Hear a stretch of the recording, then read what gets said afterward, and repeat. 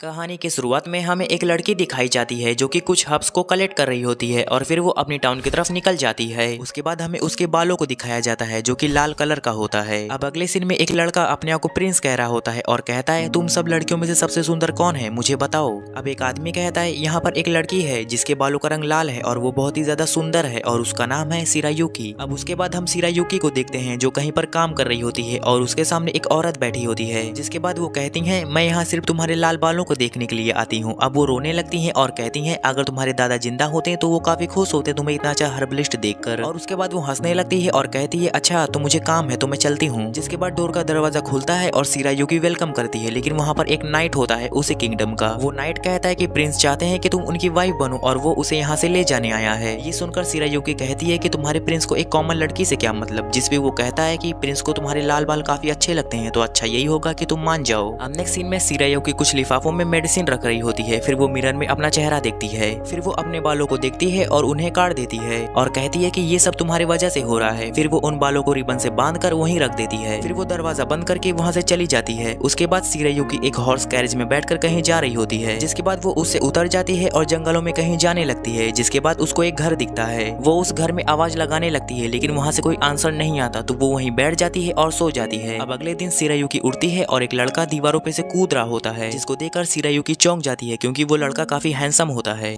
जिसके बाद उस लड़के का पैर उसी दीवार में फंस जाता है और वो नीचे गिर जाता है, जिसके कारण उसके हाथ में काफी तेज चोट लग जाती है। उसके बाद वहाँ कुछ लोग आते हैं जिन्हें देखकर यूकी चुपके से भागने की कोशिश करती है, लेकिन वो लड़का उसे देख लेता है और कहता है तुम यहाँ क्या कर रही हो और तुमने अपने बालों को क्यों छुपा रखा है। जिसके बाद वो लड़का अपने तलवार से उसके बालों का कपड़ा हटा देता है और काफी शौक हो जाता है क्योंकि उसने आज तक लाल बालों वाली लड़की को नहीं देखा था और इस लड़के का नाम है जेन। यूकी कहती है वो सिर्फ एक विजिटर है और वो यहाँ से जा रही थी लेकिन वो रास्ता भूल गई है। जिसके बाद वो जेन के हाथ पे लगा घाव देखकर अपने बैग से मेडिसिन निकालने लगती है, लेकिन जेन अपना तलवार दिखाते हुए कहता है तुम क्या कर रही हो, क्या तुम जहर निकाल रही हो। जिसपे यूकी जेन का तलवार पकड़ती है और अपने हाथ पर मार लेती है। उसके बाद वो एक डब्बे से क्रीम निकालती है और अपने हाथों पर लगा लेती है और कहती है माफ करना मैं अपने साथ जहर नहीं रखती। ये सुनकर वो ग्रीन बालों वाला लड़का हंसने लगता है। उसके बाद जेन अपना हाथ आगे बढ़ाकर कहता है क्या तुम मेरे हाथ पर भी लगा दोगी। अब नेक्स्ट सीन में हम यूकी और जेन को साथ में देखते हैं और यूकी जेन के हाथ में दवाई लगा रही होती है। जेन कहता है तुम तो काफी अच्छी हर्बलिस्ट हो तो तुम यहाँ क्या कर रही हो। फिर यूकी बताती है कि वो एक प्रॉब्लम की वजह से यहाँ आई है। अब नेक्स्ट सीन में दिखाया जाता है यूकी जंगलों में जा रही होती है और जेन उसके साथ में होता है। यूकी कहती है उसे इस तरह का जगह काफी पसंद है, उसे यहाँ आजादी मिलती है, लेकिन तभी उसका बाल कहीं फंस जाता है और वो जेन से कहती है क्या तुम इसे निकाल कर मेरी मदद करोगे। लेकिन जेन कहता है मैं तुम्हारी मदद तभी करूंगा जब तुम मुझे यहाँ आने का मकसद बताओगी। यूकी कहती है तुम काफी मतलबी हो।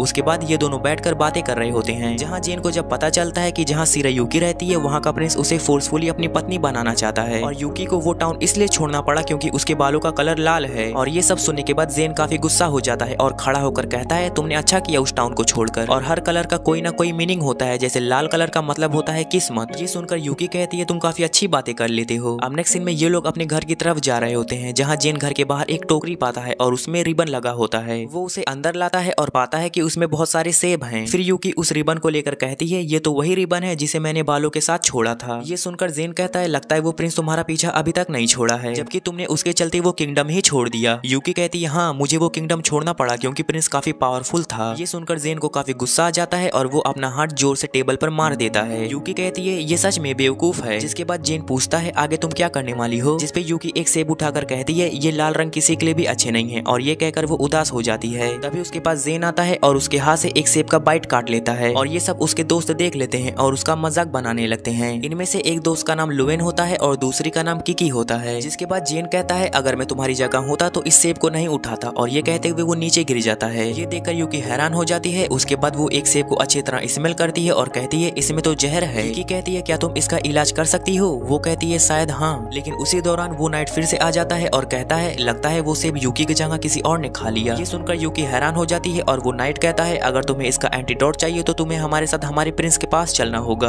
अब नेक्स्ट सीन में यूकी उसी प्रिंस के सामने होती है और वो प्रिंस उसे अच्छी तरह देखकर कहता है तुम सच में काफी सुंदर हो। यूकी कहती है उस एंटीडोट का क्या हुआ। प्रिंस कहता है वो तो मैं तुम्हें दे दूंगा, लेकिन तुम्हारे भागने की वजह से मेरी काफी बेइज्जती हुई है और तुम्हें मेरी इज्जत को वापस लाना होगा मेरा प्रपोजल एक्सेप्ट करके। यूकी कहती है ये तो बिल्कुल गलत है, लेकिन प्रिंस कहता है सोच लो क्या तुम चाहती हो कि मैं तुम्हें एंटीडोट दूं या एक और एप्पल दे दूं। ये सुनने के बाद यूकी अपने यादों को याद करने लगती है जेन के साथ। जिसके बाद वो प्रिंस उसके पास आता है और कहता है तुम्हें मार लेना चाहिए। जिसपे यूकी उसे जोर से धक्का देकर कहती है क्या तुम्हें पता है कि तुम्हें क्या करना चाहिए। जिसके बाद हमें दिखाया जाता है है कि वहाँ जेन आ जाता है, वो भी फुल एक्शन में दरवाजे पर लात मार के, और वो बहुत ही ज्यादा गुस्से में लग रहा होता है, जिसे देखकर वो नाइट उसे लड़ने के लिए आता है, लेकिन वो जेन के एक ही अटैक में नॉकआउट हो जाता है। और ये सब देखकर यूकी और प्रिंस दोनों शॉक हो जाते हैं। फिर यूकी उसके पास आकर कहती है, तो तुम्हारा हाथ कैसा है? जेन कहता है, मेरा हाथ बिल्कुल अच्छा है। फिर यूकी पूछती है, तुम्हारा बॉडी मूव कैसे कर ले रहा है? तुम्हें तो पॉइजन दिया गया था ना? जेन कहता है, मुझे तो पॉइजन की आदत है। जिसके बाद वो प्रिंस कहता है, कितनी बदकिस्मती की बात है, वो सेब मैंने शिरायुकी के लिए रखा था ताकि मैं उसे आराम से ले जा सकूं, लेकिन वो सेब तुमने खा लिया। जिसके बाद वो फिर से कहता है, तुम्हें याद रखना चाहिए कि मैं रॉयल खानदान से हूँ। जिसके बाद जेन अपना तलवार आगे करता है और कहता है, मैं हूँ क्लेरिस्ट किंगडम का सेकंड प्रिंस जेन विस्टालिया। ये सुनकर यूकी थोड़ा हैरान होती है। फिर वो जेन के पास आकर कहती है कि तुम जानते हो कि मैं इसे हैंडल कर सकती हूँ। जेन कहता है, बात ये नहीं है, इसने मुझे जहर दिया है, यानी दूसरे किंगडम के प्रिंस को मारने की कोशिश। जिसके बाद वो दूसरा वाला प्रिंस कहता है, तुम्हारे पास क्या प्रूफ है कि मैं तुम्हें मारने की कोशिश की है? जिसपे जेन के फ्रेंड्स बोलते हैं, हम इस पे ऑफिशियली बात कर सकते हैं। वहीं जेन उस प्रिंस के पास जाकर बोलता है, अगर तुम नहीं चाहते कि ये बातें दूसरों को पता चले तो चलो एक डील करते हैं, तुम शिरायुकी को जाने दोगे और मैं ये बातें किसी को नहीं बताऊंगा। ये सुनकर प्रिंस मना करने लगता है, लेकिन जेन जब अपना कदम आगे बढ़ाता है तो इस वजह से वो प्रिंस थोड़ा पीछे जाने लगता है। फिर जेन शिरायुकी से बोलता है, क्या तुम्हें इसे कुछ भी सेटल नहीं करना है? जिसके बाद शिरायुकी उस प्रिंस के पास जाकर बोलती है, तुम थोड़ा वीक लग रहे हो, ये लो एक एप्पल खा लो। ये सुनकर वो प्रिंस डर जाता है। शिरायुकी फिर कहती है, अभी के अभी जेन को एंटीडोट दो, वरना मैं तुम्हें एप्पल खिला दूंगी। अगले सीन में सब लोग एक कैरेज में बैठकर अपनी किंगडम की तरफ जा रहे होते हैं और जेन भी एंटीडोट ले लेता है और शिरायुकी जमीन पर बैठी रहती है और काफी उदास लग रही होती है। वो बोलती है, तुम्हारा शुक्रिया मेरी मदद करने के लिए और मुझे माफ कर देना, मेरी वजह से तुम्हें जहर खाना पड़ा। तब कीकी बोलती है, इसमें तुम्हारी कोई गलती नहीं है क्योंकि जेन ने वो एप्पल खुद खाया था और तुमने नहीं खिलाया था उसको। फिर जेन बोलता है, तुम्हें याद है ना मैंने तुम्हें जंगल में क्या बोला था? हो सकता है हम एक दूसरे से मिले हो ताकि कुछ अच्छा हो सके, और हो सकता है कि हम दोनों की किस्मत में यही लिखा हो। शिरायुकी कहती है, क्या सच में मैं अपनी किस्मत अपने आप चूज कर सकती हूँ? जेन कहता है, हाँ मैं भी वही कर रहा और मुझे रोकने वाला कोई नहीं है।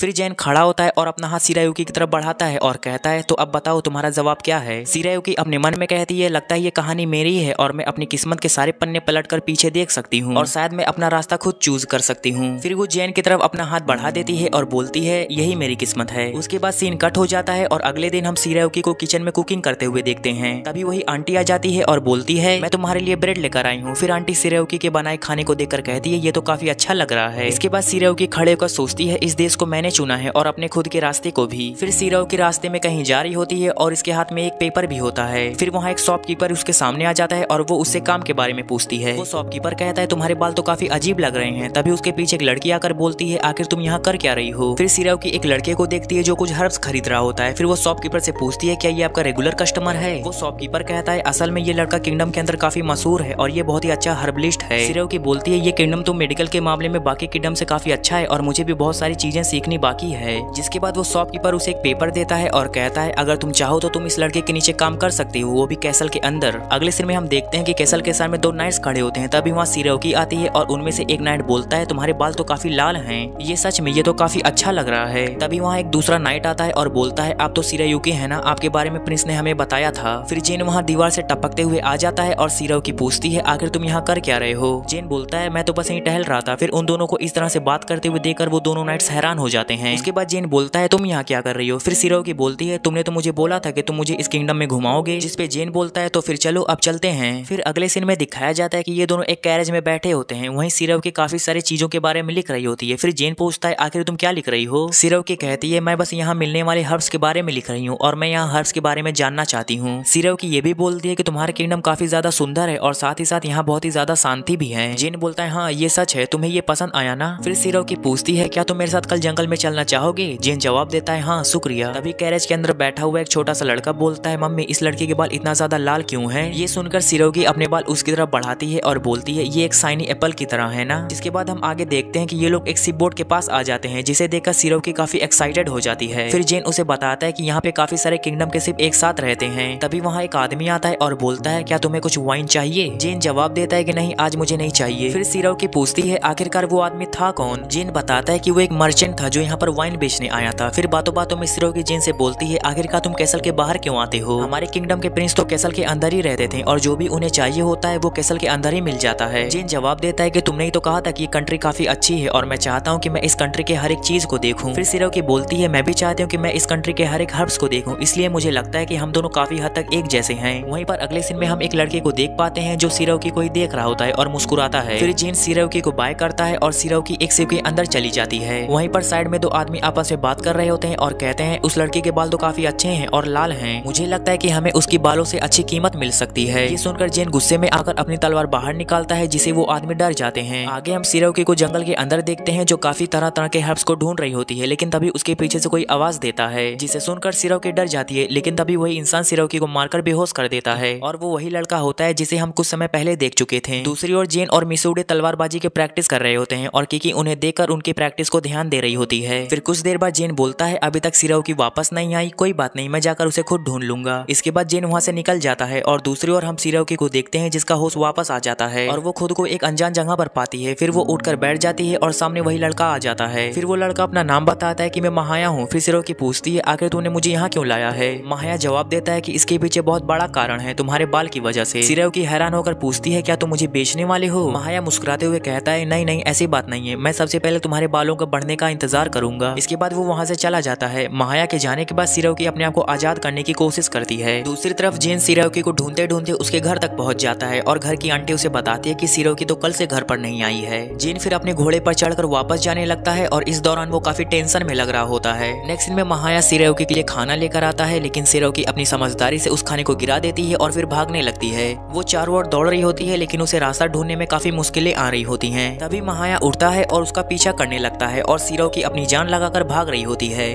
तभी उसे सामने एक दरवाजा दिखाई देता है, लेकिन उस दरवाजे पर एक लॉक लगा होता है। फिर महाया दरवाजे के ऊपर से बोलता है, क्या तुम्हें चाबी चाहिए? और सिरोकी सोच में पड़ जाती है कि आखिर वो लड़का इतनी तेजी से ऊपर कैसे गया। फिर सिरोकी गुस्से से कहती है, मुझे तुम्हारी मदद की जरूरत नहीं है और तुम जाओ किसी और को ढूंढ लो बेचने के लिए। इतना सुनकर वो लड़का सिरोकी का पीछा करने लगता है और सिरोकी उसे देखकर तेजी से भागने लगती है। लेकिन तभी उसके सामने एक डेड एंड आ जाता है और सिरोकी घबराकर अपने बैग से कुछ चीजें निकालने लगती है और जल्दी से कुछ बनाने लगती है। दूसरी तरफ महाया उसके काफी करीब आ जाता है और तभी सिरोकी माचिस जलाती है और महाया उसके ठीक पीछे आ जाता है। जिसके बाद सिरोकी अब खड़ी होती है, लेकिन वो अपने पीछे को छुपा कर रखती है। वो महाया बोलता है, तो आखिरकार तुमने गिव अप कर ही दिया? लेकिन सिरोकी मुस्कुराकर जवाब देती है, नहीं, इतनी जल्दी नहीं। फिर वो एक लैंप उठाकर दीवार पर जोर से मारती है और लैंप के टूटते ही चारों ओर धुआं फैल जाता है, जिससे महाया को धीरे धीरे कमजोरी महसूस होने लगती है। उसके बाद सिरोकी इसी का फायदा उठाकर वहाँ से तेजी से भाग जाती है और वो भागते हुए सोचती है, इन सीढ़ियों के ऊपर कोई ना कोई रास्ता तो जरूर मिलेगा। तभी उसकी नजर एक विंडो पर पड़ती है। वो उसे जल्दी से खोलने की कोशिश करती है और नीचे कूदने के लिए तैयार करती है, लेकिन वो सीधा नीचे गिर जाती है। और तभी वहाँ महाया मसाल लेकर आ जाता है। फिर सिरोकी भागने की फिर से कोशिश करती है, लेकिन वो लड़का उसे पकड़ लेता है और बोलता है, आखिरकार तुम क्यों भागना चाहती हो? अगर मैं तुम्हें पकड़ नहीं पाया तो मेरे पीछे और भी लोग हैं जो तुम्हें पकड़ लेंगे, तो बेहतर यही होगा कि तुम किसी नोबल या रॉयल के पास रहो और वो लोग तुम्हारी अच्छी तरह से देखभाल करेंगे। लेकिन सिरोकी गुस्से से कहती है, बिल्कुल नहीं। और ये सुनकर महाया और भी ज्यादा गुस्सा हो जाता है। वो अपने हाथ में एक मसाल लेकर सिरोकी पर हमला करने वाला होता है, लेकिन तभी एक तलवार बहुत तेजी से उड़ते हुए आती है और महाया के हाथ से मसाल दूर कर देती है। जिसके बाद महाया अपना तलवार निकालता है और लड़ाई के लिए तैयार हो जाता है। और तभी हम देख पाते हैं कि वो तलवार फेंकने वाला लड़का और कोई नहीं बल्कि जेन होता है। जिसके बाद जेन और महाया में बहुत ही ज्यादा खतरनाक लड़ाई शुरू हो जाती है और सिरोकी ये देखकर हैरान रह जाती है। फिर जेन एक फास्ट अटैक करता है और महाया को दूर फेंक देता है। उसके बाद वो सिरोकी से पूछता है, क्या तुम ठीक हो? तुम्हें कहीं चोट तो नहीं लगी? दूसरी तरफ महाया आता है और बोलता है, ये सब मेरी गलती थी और मुझे पता नहीं था कि तुम्हारे पास एक गार्डियन भी है। महाया फिर से बोलता है, मुझे लगा था कि मैं तुम्हें शो में दिखाकर पैसे कमा लूंगा तुम्हारे लाल बाल देखकर। जेन बोलता है, तो आखिरकार तुम्हारी असली नीयत क्या थी? महाया जवाब देता है, असल में मैं एक नोबल था और जो ये कैसल है ये पहले मेरा घर था, लेकिन अब मुझे कुत्ते की तरह छिप कर रहना पड़ रहा है। कुछ समय पहले ये कैसल बहुत ही खूबसूरत और लग्जरियस था। मुझे पता चला था कि मैं इस तरह ज्यादा दिन तक नहीं रह सकता, इसलिए मुझे जल्दी से जल्दी अमीर बनना था। तभी मैंने सिरोकी को देखा और सोचा कि ये मेरे लिए एक बहुत ही अच्छा इंश्योरेंस पॉलिसी हो सकती है। ये सब सुनने के बाद जेन कहता है, बस अब बहुत हो गया। तुम सिरोकी को अपने फायदे के लिए इस्तेमाल करना चाहते थे और मैं किसी भी कीमत पर सिरोकी के साथ कुछ गलत नहीं होने दूंगा। जेन की ये सब बातें सुनकर सिरोकी की आंखों में आंसू आ जाते हैं। तभी महाया बोलता है, आखिरकार तुम ऐसा क्यों बिहेव कर रहे हो? क्या तुम इसके बाप हो? जिस पे जेन जवाब देता है, तुम अब मुझे मजबूर कर रहे हो। फिर वो सिरोकी से पूछता है, क्या ये लड़का अकेला है? और सिरोकी कहती है, हाँ शायद। जेन कहता है, कोई बात नहीं, अब हम सीधा इसे कैसल में लेकर जाएंगे। ये सुनकर महाया बोलता है, आखिरकार तुम हो कौन जो तुम मुझे कैसल में ले जाने की बात कर रहे हो? जेन अपना नाम बताता है कि मैं सेकंड प्रिंस हूँ और ये सुनकर वो लड़का डर जाता है और बोलता है, क्या तुम सेकंड प्रिंस हो? अब नेक्स्ट सीन में हम देखते हैं कि जेन और सिरोकी एक जगह पर खड़े होते हैं और महाया को सोल्जर्स ले जा रहे होते हैं। तभी सिरोकी महाया के पास जाकर उसे दवाई देती है। अब नेक्स्ट सीन में सिरोकी बोलती है, जो महाया था वो अकेला काम कर रहा था, लेकिन तुम्हें देखकर ऐसा लगता है कि तुम अभी भी गुस्से में हो जेन। लेकिन जेन कहता है, नहीं नहीं, मैं गुस्से में नहीं हूँ। जिसके बाद सिरोकी बोलती है, अब मैं और भी ज्यादा ध्यान रखूंगी। फिर वो जेन को अपनी तरफ खींचती है और पूछती है, तुम मेरी तरफ क्यों नहीं देख रहे हो? सिरोकी फिर से बोलती है, मुझे रेस्क्यू करने के लिए तुम्हारा शुक्रिया। जिसके बाद जेन सिरोकी के सर पर हाथ रखता है और कहता है, कोई बात नहीं। और फिर वो कुछ देर सोचती पूछता है और फिर कहता है बस मुझे 10 सेकंड दो, मैं सोच रहा हूँ कि कैसल के बाहर जिंदगी कितनी अलग है, इसलिए मुझे और भी चीजें सीखनी पड़ेंगी ताकि मैं इस जगह को और भी ज्यादा बेहतर बना सकूं। इसके बाद जेन सिराओकी से पूछता है आखिर तुम आगे कहाँ जाने वाली हो। सिराओकी जवाब देती है कि फिलहाल के लिए मैं तो कुछ दिन यहीं रुकने वाली हूँ। ये सुनकर जेन मुस्कुराता है और कहता है तुम कहीं भी रहो, मैं तुमसे जरूर मिलने आऊंगा। फिर वो सिराओकी का हाथ पकड़कर कहता है मैं खुश हूँ कि तुम ठीक हो। जिसके बाद सिराओकी अपने मन में सोचती है आज मैं उसी देश में हूँ जिसे मैंने खुद चुना है, और उसी शहर में जिसे मैंने खुद पसंद किया है, और उसी सड़क पर जिसे मैं रोज गुजरती हूँ, और अगर मेरे सामने कोई मुश्किल आए तो मुझे पता है कि मैं उसे हटा सकती हूँ। अब नेक्स्ट सीन में सिराओकी सो रही होती है, लेकिन तभी अचानक उसकी नींद खुलती है और वो उठकर अपने सामने एक कागज देखती है और वो वही फॉर्म होता है जो उस दुकानदार ने उसे दिया था। फिर वो खिड़की के बाहर देखती है और कहती है यहाँ सब कुछ वैसा ही है जैसा मैंने चाहा था और मेरा फैसला बिल्कुल सही था। इसके बाद सिराओकी कैसल के पास जाती है, तभी वो देखती है कि एक आदमी कैसल के अंदर जा रहा होता है, लेकिन अंदर जाने से पहले वो गेट के पास एक कार्ड जैसी चीज रख देता है। जिसके बाद सिराओकी उस कार्ड को देखकर उस गार्ड से पूछती है। फिर वो गार्ड बताता है कि ये एक लॉकेट जैसा आईडी प्रूफ है जो यहाँ के नागरिकों के पास होता है। जिसपे सिराओकी हैरान होकर पूछती है लेकिन मेरे पास तो कोई आईडी प्रूफ नहीं है। फिर वो गार्ड हंसते हुए कहता है आपको किसी आईडी प्रूफ की जरूरत नहीं है क्योंकि आपको तो खुद प्रिंस ने अनुमति दी है। इसके बाद हम एक आदमी को देखते हैं जो प्रिंस से मिलना चाहता था, लेकिन गार्ड्स उसे रोक लेते हैं और कहते हैं प्रिंस से मिलने के लिए और पहले से कोई आया हुआ है। वो आदमी सिराओकी को देख लेता है और अपने मन में सोचता है अब मुझे तय करना पड़ेगा कि ये लड़की प्रिंस के दोस्ती के लायक है कि नहीं। दूसरी तरफ मिसोडे सिरायुकी को जेन के पास ले जा रहा होता है और कहता है जेन अभी अभी ऑफिशियल काम खत्म करके लौटा है, लेकिन उसके पास से वो बहुत अजीब बर्ताव कर रहा है। ये सुनकर सिराओकी चिंतित होकर पूछती है कहीं उसे डिप्रेशन तो नहीं हो गया। मिसोडे मुस्कुराकर जवाब देता है ऐसा कुछ नहीं है, वो बस एक बच्चे की तरह बिहेव कर रहा है। इसके बाद दोनों जेन से मिलने के लिए चले जाते हैं और जैसे ही मिसोडे दरवाजा खोलता है और सिराओकी अंदर देखती है, जेन टेबल पर बैठा काम कर रहा होता है, लेकिन वो बहुत उदास और थका हुआ लगता है और उसकी आंखें भी अजीब सी लग रही होती हैं। फिर जेन घबरा कर बोलता है सिराओकी कहीं मैं सपना तो नहीं देख रहा हूँ। जिसपे सिराओकी मुस्कुराकर जवाब देती है नहीं ये कोई सपना नहीं है। फिर मिसोडे हंसकर जवाब देता है कि जेन तो सोते समय तुम्हारा नाम ले रहा था। ये सुनकर जेन थोड़ा शर्मा जाता है और कहता है मुझे बस सिराओकी का नाम पसंद है इसी वजह से। फिर सिराओकी गंभीर होकर कहती है अगर यहाँ सब कुछ ठीक है तो मुझे वापस लौट जाना चाहिए। लेकिन तभी जेन अचानक से खड़ा हो जाता है और मिसोडे और की तरफ देखकर कहता है तुम लोगों ने ये बिल्कुल सही नहीं किया। जिसपे वो दोनों थोड़ा चौंक जाते हैं, लेकिन फिर वो हंसने लगते हैं। अब नेक्स्ट सीन में सिराओकी और जेन आपस में बात कर रहे होते हैं और सिराओकी जेन से कहती है लगता है तुम ज्यादा मेहनत कर रहे हो। जेन कहता है हाँ क्योंकि मैं उस बेकार प्रिंस की तरह नहीं बनना चाहता। ये सुनकर सिराओकी हंसने लगती है और कहती है ओह तो तुम इसलिए इतना मेहनत कर रहे हो। जेन मुस्कुरा कर कहता है हाँ क्योंकि मैं अपने देश को बहुत ही तेजी से आगे बढ़ते हुए देखना चाहता हूँ। तभी जेन को हल्की हल्की नींद आने लगती है, जिसे देखकर सिराओकी कहती है लगता है तुम्हें सोने की जरूरत है। तभी जेन आंखें बंद करता है और धीमे से कहता है हाँ क्या तुम मेरे पास थोड़ी देर बैठ सकती हो। सिराओकी हल्की मुस्कान के साथ हाँ कहती है और जेन धीरे धीरे सो जाता है और सिराओकी वहीं उसके पास बैठी होती है। इसके बाद हम एक अनजान व्यक्ति को देखते हैं जो दूरबीन से सिराओकी और जेन को एक साथ देख रहा होता है। थोड़ी देर बाद जेन की नींद खुलती है, लेकिन सिराओकी वहाँ नहीं होती। तभी की अंदर से आती है और कहती है सिराओकी तो अपने घर चली गई। ये सुनकर जेन थोड़ा उदास हो जाता है। तभी वो अनजान व्यक्ति जेन के पास आता है और कहता है आपको इस तरह आम नागरिकों के साथ नहीं मिलना चाहिए, इससे आपकी सुरक्षा को खतरा हो सकता है। जिसपे जेन जवाब देता है कि वो लड़की अलग है, वो कोई आम नागरिक नहीं है।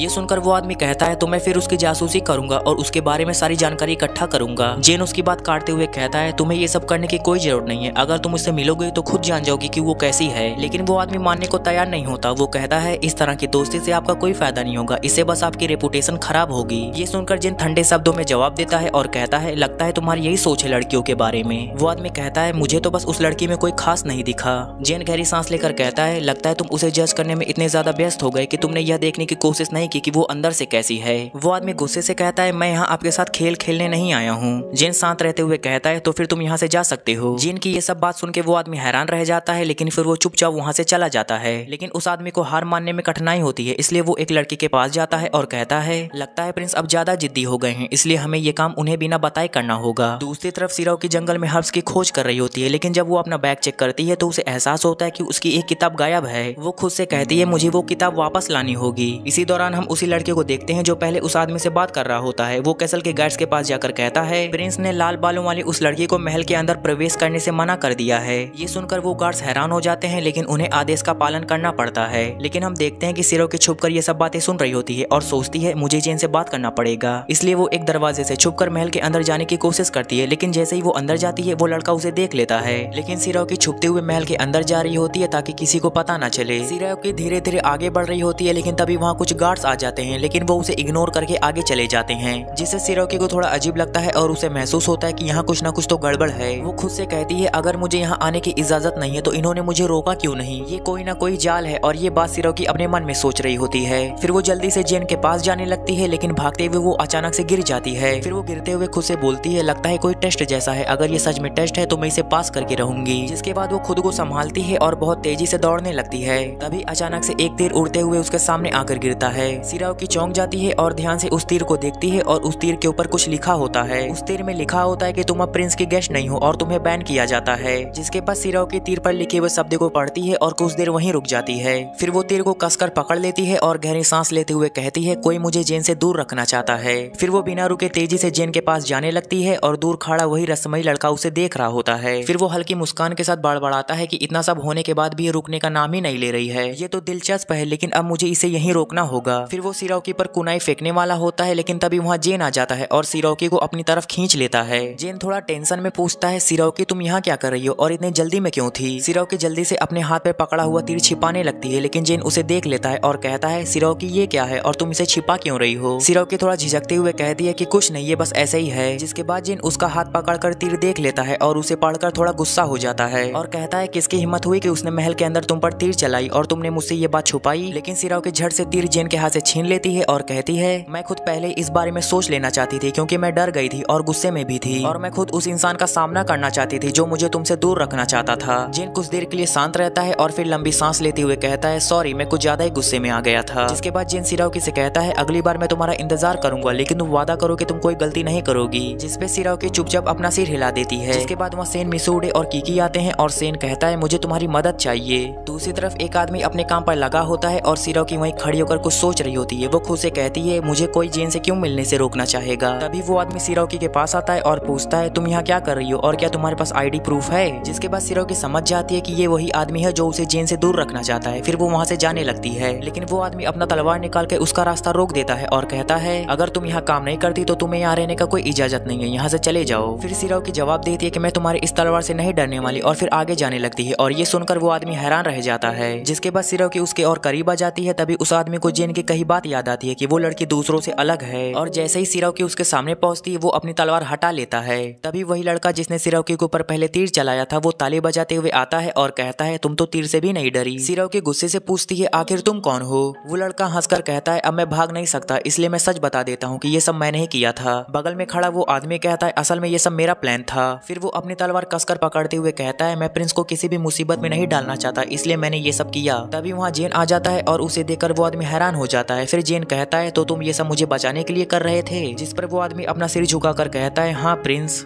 जेन गहरी सांस लेते हुए कहता है, मैं ये सब पहले से ही सुन चुका था। फिर सिरोकी आगे बढ़ती है और कहती है, अब मुझे ये सब समझ आ गया है जेन। और जैसे ही वो जेन कहती है वो आदमी भड़क जाता है। वो आदमी गुस्से से बोलता है कि तू प्रिंस को उसके नाम से नहीं बुला सकती। लेकिन जेन शांत होकर कहता है, ऐसा उसे करने की परमिशन है और वैसे भी हमें कभी कभी कॉमनर से मिलते रहना चाहिए। फिर जेन उस आदमी से कहता है, अगर तुम मेरे साथ वर्क करना चाहते हो तो तुम्हें सबको इक्वली ट्रीट करना होगा और मैं हर किसी के पर्सपेक्टिव से चीजों को देखने और समझने की कोशिश करता हूँ। ये सुनकर वो आदमी कहता है, ठीक है, और फिर वो वहाँ से चला जाता है और फिर जेन चैन की सांस लेता है। तभी साइड में वो लड़का बोलता है, तो सब कुछ ठीक हो गया? लेकिन जेन गुस्से से उसका कॉलर पकड़ता है और बोलता है, अगर तुमने सिरोकी के अगेंस्ट कुछ भी किया तो मैं तुम्हें कड़ी से कड़ी सजा दूंगा। लेकिन वो लड़का हंसते हुए कहता है, मैं सिरोकी के अगेंस्ट कुछ नहीं करने वाला, बल्कि वो मुझे बहुत पसंद आने लगी है, वो बहुत स्ट्रांग है और मैं उसकी हर तरह से हेल्प करना चाहता हूँ मास्टर। ये सुनकर जेन थोड़ा शॉक्ड रह जाता है और फिर वो उसे धक्का देकर नीचे गिरा देता है, लेकिन वो लड़का इजिली लैंड कर जाता है और उस लड़के के पीछे मिसूडे और कीकी खड़े होते हैं और जेन कहता है कि इस लड़के पर प्रॉपर नजर रखी जाए। सिरोकी टेंशन में पूछती है, क्या ये सही रहेगा? लेकिन जेन कहता है, हाँ, वो दोनों इसे अच्छे से देखेंगे। तभी कीकी बोलती है, और तुम हमारे साथ आओगे? वो लड़का हंसते हुए कहता है, हाँ, तुम जहाँ जाओगी मैं तुम्हारे पीछे पीछे आऊंगा। इसके बाद सिरोकी सेन की तरफ देखती है और उसकी बातों को याद करती है। फिर वो सेन को एक फॉर्म दिखाते हुए कहती है, अगर मैं इस टेस्ट में पास हो गई तो मैं अपनी आईडी कार्ड से ही इस कैसल के अंदर आऊंगी। फिर वो अपने मन में सोचती है, यहाँ कोई है जिसके साथ मैं और भी ज्यादा टाइम स्पेंड करना चाहती हूँ। जेन मुस्कुराते हुए कहता है, ये सुनकर अच्छा लगा, अब हम सेम टीम में हैं। सिरोकी कहती है, इस तरह की चीजें मुझे बहुत ही ज्यादा होप देती हैं। जिसके बाद अगले दिन हम एक लड़के को देखते हैं और एक लेडी उसे रियू रियू कहकर बुला रही होती है। वो लड़का उसकी तरफ देखता है और वो लेडी पूछती है, क्या मैं इसे चेक कर सकती हूँ? जिसके बाद रियू उसे पेपर लाकर दे देता है। फिर वो लेडी पेपर पढ़ने के बाद उसे दूसरे लड़के को दे देती है और वो बोलते हैं, ये तो सच में काफी ज्यादा कमाल का था। इसके बाद हम जेन और बाकी सबको देखते हैं जो कि वही बोर्ड को देख रहे होते हैं और मिसूडे उसे चिढ़ा रहा होता है। इसके बाद हम सिरोकी को देख पाते हैं जो कि गिरने वाली होती है, लेकिन तभी उसके रास्ते में एक गार्डन जैसा जगह मिल जाता है। फिर वो वहाँ पर देखने लग जाती है और उसे वहाँ पर वही बच्चा दिखता है जो कि अभी अभी कुछ हर्ब्स के बारे में पता कर रहा होता है और उसे उसे देखकर सिरोकी को वो बात याद आ जाती है।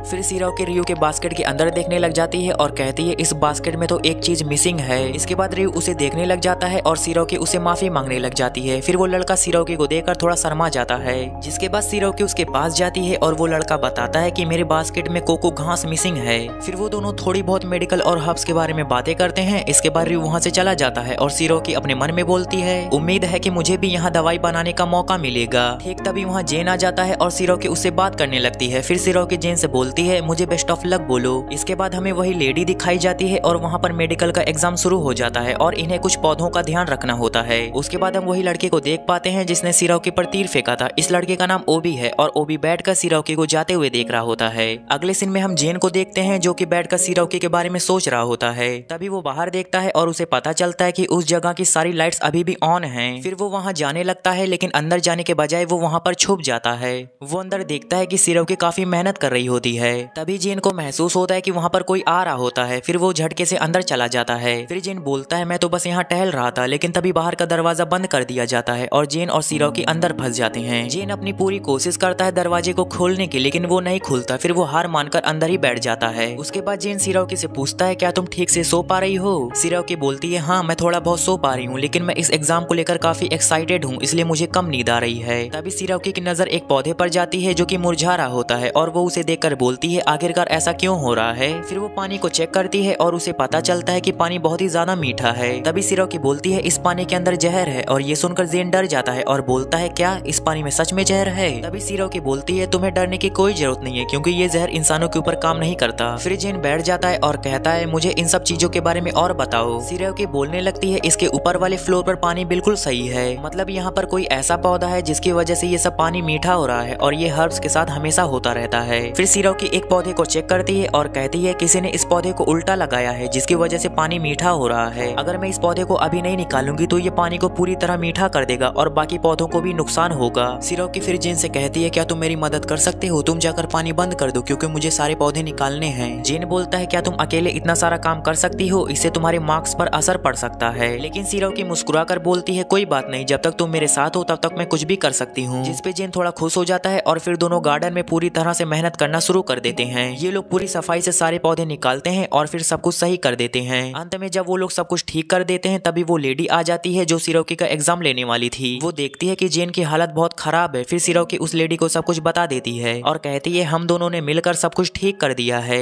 वो लेडी बोलती है तो फिर तुम्हें इसके बारे में सब कुछ पता चल गया और तुम दोनों ने मिलकर ये सब कुछ ठीक कर दिया और तुमने इन सब में प्रिंस की भी मदद ली है। लेकिन सिरोकी बोलती है आगे जाकर ये सब हर्ब्स प्रिंस की जान बचा सकते हैं। जेन बोलता है ऐसा कुछ नहीं है, यहाँ तो मैं अपनी मर्जी से आया था। आगे जेन ये भी बताता है कि सिरोकी का एक कॉम्पिटिटर डोर लॉक कर दिया था ताकि वो सिरोकी को एलिमिनेट कर सके। लेडी कहती है हम लोग इसके बारे में अच्छी तरह से इन्वेस्टिगेट करेंगे और अगर आप मुझे एक बार कह देते तो हम इसे एक हर्बलिस्ट के तौर पर रख लेते हैं। लेकिन जेन बोलता है सिरोकी को सेल्फ डिपेंडेंट रहना पसंद है, अगर मैं कुछ ऐसा कर देता तो वो मुझ पे गुस्सा करती। ये सुनकर लेडी हंसने लगती है और फिर वो कहती है सिरोकी तुमने बहुत अच्छा काम किया और तुम यहाँ पर सेलेक्ट हो जाती हो। आगे वो फिर से कहती है जो रियू है उसने एक टेस्ट डिजाइन किया था जिसमें आपकी नॉलेज का पता चलता है, ये नहीं कि आप किस तरह का एटीट्यूड रखते हैं, जैसे कि तुमने सारे पौधे निकाला और फिर उसे वापस भी लगा दिया। ये बात सुनकर सिरोकी काफी हैरान हो जाती है। फिर वो लेडी बोलती है लगता है तुम रियू को पहले से ही जानती हो, इसलिए सिरोकी अब से रियू तुम्हारा सीनियर होगा। फिर वो सिरोकी को एक जगह पर ले जाने लगती है, उसे रियू के कमरे में ले जाती है जहाँ रियू काम कर रहा होता है। सिरोकी रियू को काम करते हुए देखती है और बोलती है रियू सर, लेकिन रियू कहता है तुम मुझे सर कहकर मत बुलाओ क्योंकि मैं अभी भी बच्चा ही हूँ। इसके बाद सिरोकी थोड़ा हंसती है और फिर वो रियू को एक गिफ्ट के तौर पर कुछ हर्ब देती है, जिसपे रियू बोलता है तुम्हें कैसे पता था कि मुझे कौन सा हर्ब चाहिए था?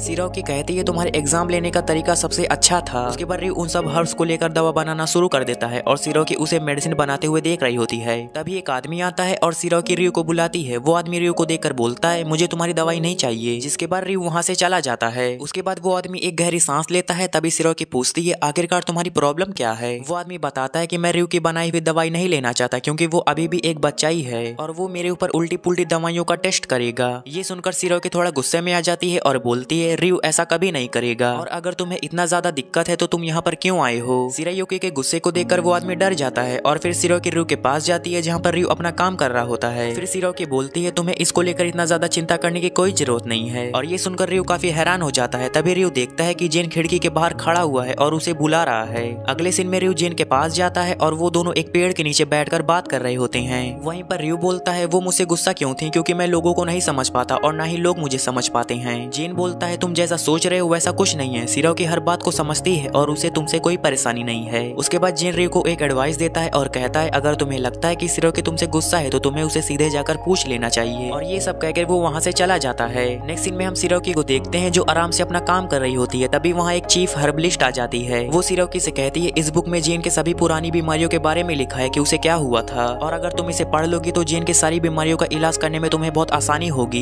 इसके बाद सिरोकी बुक पढ़ना शुरू कर देती है और पढ़ते ही वो काफी हैरान हो जाती है और उसे पता चलता है कि जेन को कई बार जहर दिया गया था और उसके पास बहुत सारी अलग अलग बीमारियां भी हैं। इसलिए जेन ने उसे कहा था कि उसे जहर की आदत है क्योंकि उसे बार बार जहर दिया गया था। और ये सब पढ़कर सिरोकी काफी इमोशनल हो जाती है और वो रोने लगती है। वहीं पर सिरोकी को रोते हुए रियो देख लेता है और इसके बाद रियो दौड़कर जेन के पास जाने लगता है। जिसके बाद हम जेन को देखते हैं जो मिसूडे के साथ तलवारबाजी की प्रैक्टिस कर रहा होता है। तभी रियो उसके पास जाकर सारी बातें बता देता है और रियो की बातें सुनकर जेन काफी चौंक जाता है। फिर वो सीधा सिरोकी के पास जाता है और बोलता है तुमने मेरे सारे मेडिकल रिकॉर्ड्स को पढ़ लिया है। लेकिन सिरोकी बोलती है लेकिन तुम्हें कैसे पता? जेन बोलता है क्योंकि मैं तुम्हें अच्छी तरह से जानता हूँ। फिर जेन सिरोकी को गले लगा लेता है और बोलता है मैं तुम्हारे साथ तब तक रहूंगा जब तक तुम चाहोगी। इसके बाद हम रियो को देखते हैं जो अभी भी वहीं बैठा होता है और काफी उदास होता है। वहीं पर मिसोडे और कीकी उसे खुश करने की कोशिश कर रहे होते हैं। ठीक तभी वहाँ पर सिरोकी आ जाती है और मिसोडे और कीकी उसे सारी बातें बताते हैं। जिसके बाद सिरोकी रियो से बोलती है आखिरकार तुम उदास क्यों हो? रियो बोलता है मुझे माफ कर देना क्योंकि मैं तुम्हें रोते हुए देखकर काफी घबरा गया था। इसके बाद सिरोकी बोलती है कोई बात नहीं, तुम मुझे मेरे नाम से बुला सकते हो। ये सुनकर रियो जेन की कई बातें याद करने लगता है। फिर वो सिरोकी को उसके असली नाम से बुलाने की कोशिश करता है और बहुत मुश्किलों और मशक्कत के बाद वो आखिरकार सिरोकी को नाम से बुला ही लेता है। ये सुनकर सिरोकी काफी खुश हो जाती है और कहती है हाँ यही मेरा नाम है। फिर वो रियो को थैंक यू बोलती है उसके लिए यहाँ तक दौड़कर आने के लिए। जिसके बाद सिरोकी को खुश देखकर रियो भी खुश हो जाता है और बोलता है योरो शीघ्र। ये सुनकर जेन बोलता है ये तो तुम्हारा फेवरेट फ्लावर है ना रियो? सिरोकी पूछती है आखिरकार ये फ्लावर तुम्हारा फेवरेट क्यों है? जवाब में रियो बोलता है क्योंकि वो फ्लावर रेड कलर का होता है और काफी प्यारा होता है। इसके बाद सिरोकी बोलने लगती है लोग फ्लावर की तरह होते हैं, कभी कभी वो मीठे हो जाते हैं और कभी कभी वो कड़वे हो जाते हैं और आपको उन दोनों को अपनाना पड़ता है और इसी तरह से आप ग्रो करते हो और आज बस मैंने यही सीखा है।